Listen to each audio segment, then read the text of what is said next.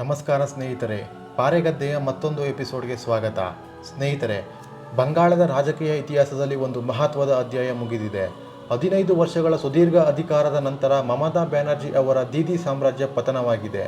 ಕೊನೆಗೂ ಬಿಜೆಪಿ ಮಮತಾರನ್ನು ಸೋಲಿಸಿದ್ದು ಹೇಗೆ ಎಂಬುದು ಇಂದು ದೇಶದಾದ್ಯಂತ ಚರ್ಚೆಯ ವಿಷಯವಾಗಿದೆ. ಪಶ್ಚಿಮ ಬಂಗಾಳದ ಚುನಾವಣಾ ಫಲಿತಾಂಶಗಳು ಬಿಜೆಪಿಗೆ ಐತಿಹಾಸಿಕ ಗೆಲುವನ್ನು ನೀಡಿದ್ದು, ತೃಣಮೂಲ ಕಾಂಗ್ರೆಸ್ ಪಕ್ಷಕ್ಕೆ ಅಪೇಕ್ಷಿತ ಸೋಲನ್ನು ತಂದಿದೆ.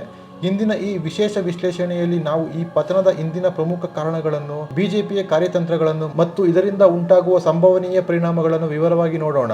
ವಿಡಿಯೋ ಕೊನೆವರೆಗೂ ಮಿಸ್ ಮಾಡದೆ ನೋಡಿ. ಸ್ನೇಹಿತರೆ, ಮಮತಾ ಬ್ಯಾನರ್ಜಿ ಅವರು 2011ರಲ್ಲಿ ಪಶ್ಚಿಮ ಬಂಗಾಳದ ಮುಖ್ಯಮಂತ್ರಿಯಾಗಿ ಅಧಿಕಾರಕ್ಕೆ ಬಂದ ನಂತರ ರಾಜ್ಯದಲ್ಲಿ ದೀರ್ಘಕಾಲದ ಸ್ಥಿರತೆಯನ್ನು ಕಾಯ್ದುಕೊಂಡಿದ್ದರು.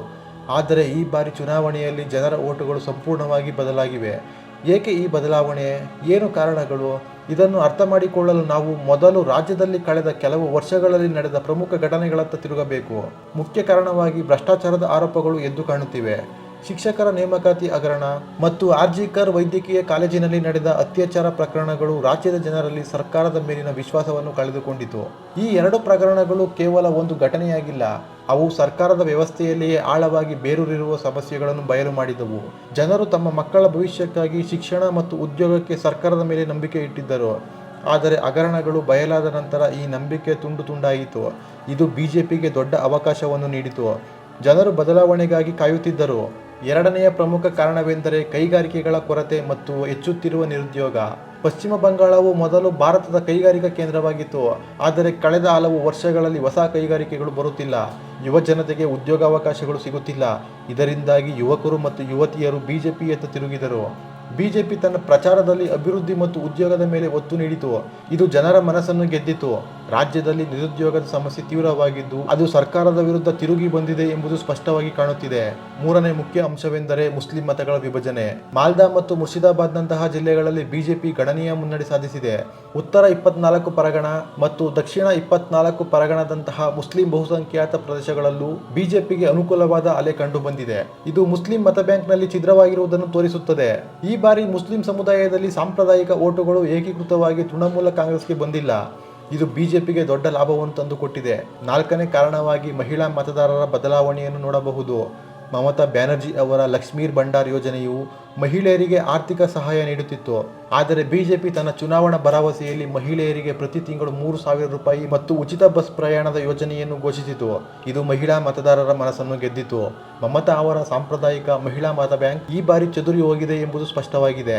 ಮಹಿಳೆಯರು ತಮ್ಮ ಕುಟುಂಬದ ಭವಿಷ್ಯವನ್ನು ನೋಡಿ ಬಿಜೆಪಿಯತ್ತ ಮತ ಚಲಾಯಿಸಿದರು. ಐದನೆಯ ಅಂಶವೆಂದರೆ ದಲಿತ ಮತ್ತು ಆದಿವಾಸಿ ಸಮುದಾಯಗಳ ಬೆಂಬಲ.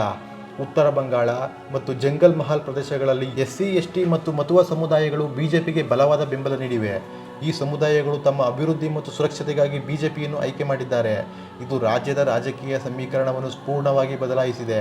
ಇವೆಲ್ಲಕ್ಕೂ ಮಿಗಿಲಾಗಿ ಚುನಾವಣಾ ಆಯೋಗದ ಕಠಿಣ ಕ್ರಮಗಳು ಬಿಜೆಪಿಗೆ ಪ್ರಬಲ ಬೆಂಬಲವಾಗಿ ನಿಂತವು. ಮತದಾರರ ಪಟ್ಟಿಯಿಂದ ಸುಮಾರು 91 ಲಕ್ಷಕ್ಕೂ ಹೆಚ್ಚು ನಕಲಿ ಮತದಾರರ ಹೆಸರುಗಳನ್ನು ತೆಗೆದುಹಾಕಲಾಗಿದೆ. ಇದನ್ನು ಸ್ಪೆಷಲ್ ಇಂಟೆನ್ಸಿವ್ ರಿವಿಷನ್ SIR ಪ್ರಕ್ರಿಯೆ ಎಂದು ಕರೆಯಲಾಗುತ್ತದೆ.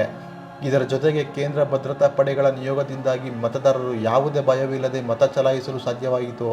ಇದು ಚುನಾವಣೆಯನ್ನು ನ್ಯಾಯಯುತವಾಗಿ ನಡೆಸುವಲ್ಲಿ ಮಹತ್ವದ ಪಾತ್ರ ವಹಿಸಿದೆ. ಸ್ನೇಹಿತರೆ, ಈ ಎಲ್ಲ ಅಂಶಗಳು ಒಟ್ಟಾಗಿ ಸೇರಿ ಮಮತಾ ಬ್ಯಾನರ್ಜಿ ಅವರ ಸರ್ಕಾರಕ್ಕೆ ದೊಡ್ಡ ಆಘಾತವನ್ನು ನೀಡಿದೆ.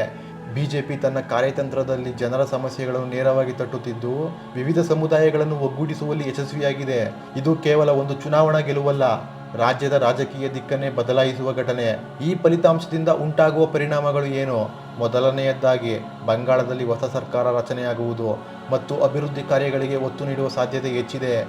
ಎರಡನೆಯದಾಗಿ, ರಾಷ್ಟ್ರೀಯ ರಾಜಕೀಯದಲ್ಲಿ ವಿರೋಧ ಪಕ್ಷಗಳ ಸ್ಥಾನಮಾನವನ್ನು ಮತ್ತೆ ಪರಿಶೀಲಿಸುವಂತೆ ಮಾಡುತ್ತಿದೆ. ಮೂರನೆಯದಾಗಿ, ಮಹಿಳೆಯರು ಮತ್ತು ಯುವಕರು ರಾಜಕೀಯದಲ್ಲಿ ಹೆಚ್ಚು ಸಕ್ರಿಯರಾಗುವಂತೆ ಪ್ರೇರೇಪಿಸುತ್ತದೆ. ಆದರೆ ಇದು ಸವಾಲುಗಳನ್ನು ತರುತ್ತದೆ. ಹೊಸ ಸರ್ಕಾರವು ರಾಜ್ಯದ ಎಲ್ಲ ವಿಭಾಗಗಳನ್ನು ಸಮಾನವಾಗಿ ಅಭಿವೃದ್ಧಿಪಡಿಸುವುದು, ಭ್ರಷ್ಟಾಚಾರ ನಿರ್ಮೂಲನೆ ಮತ್ತು ಉದ್ಯೋಗ ಸೃಷ್ಟಿ ಮಾಡುವುದು ದೊಡ್ಡ ಜವಾಬ್ದಾರಿ. ಸ್ನೇಹಿತರೆ, ಈ ಚುನಾವಣಾ ಫಲಿತಾಂಶವು ಜನರ ಇಚ್ಛೆಯನ್ನು ಸ್ಪಷ್ಟವಾಗಿ ತೋರಿಸುತ್ತಿದೆ. ಜನರು ಬದಲಾವಣೆ ಬಯಸಿದ್ದಾರೆ. ಅಭಿವೃದ್ಧಿ, ಸುರಕ್ಷತೆ ಮತ್ತು ನ್ಯಾಯದ ಮೇಲೆ ಅವರ ನಂಬಿಕೆ ಹೆಚ್ಚಿದೆ. ಇದು ಭಾರತೀಯ ರಾಜಕೀಯಕ್ಕೆ ಒಂದು ಪಾಠವಾಗಿದೆ. ಜನರ ಸಮಸ್ಯೆಗಳನ್ನು ನಿರಂತರವಾಗಿ ಗಮನಿಸದ ಪಕ್ಷಗಳು ಅಧಿಕಾರವನ್ನು ಕಳೆದುಕೊಳ್ಳುತ್ತವೆ. ಇದರಿಂದ ನಾವು ಏನು ಕಲಿಯಬಹುದು? ರಾಜಕೀಯವು ಕೇವಲ ಅಧಿಕಾರಕ್ಕಾಗಿ ಅಲ್ಲ, ಜನಸೇವೆಗಾಗಿ ಎಂಬುದನ್ನು ಎಲ್ಲ ಪಕ್ಷಗಳು ಅರ್ಥ ಮಾಡಿಕೊಳ್ಳಬೇಕು. ಈ ಫಲಿತಾಂಶವು ಪಶ್ಚಿಮ ಬಂಗಾಳದ ಭವಿಷ್ಯವನ್ನು ಹೇಗೆ ಬದಲಾಯಿಸುತ್ತದೆ? ರಾಜ್ಯವು ಹೊಸ ಯುಗಕ್ಕೆ ಸಿದ್ಧವಾಗಿದೆಯೇ? ನಿಮ್ಮ ಅನಿಸಿಕೆಗಳನ್ನು ಕಮೆಂಟ್ ಮಾಡಿ ತಿಳಿಸಿ. ಈ ವಿಡಿಯೋ ನಿಮಗೆ ಇಷ್ಟವಾದರೆ ಲೈಕ್ ಮಾಡಿ, ಶೇರ್ ಮಾಡಿ ಮತ್ತು ಸಬ್ಸ್ಕ್ರೈಬ್ ಮಾಡಿ. ಮುಂದಿನ ವಿಡಿಯೋದಲ್ಲಿ ಭೇಟಿಯಾಗೋಣ. ಧನ್ಯವಾದಗಳು.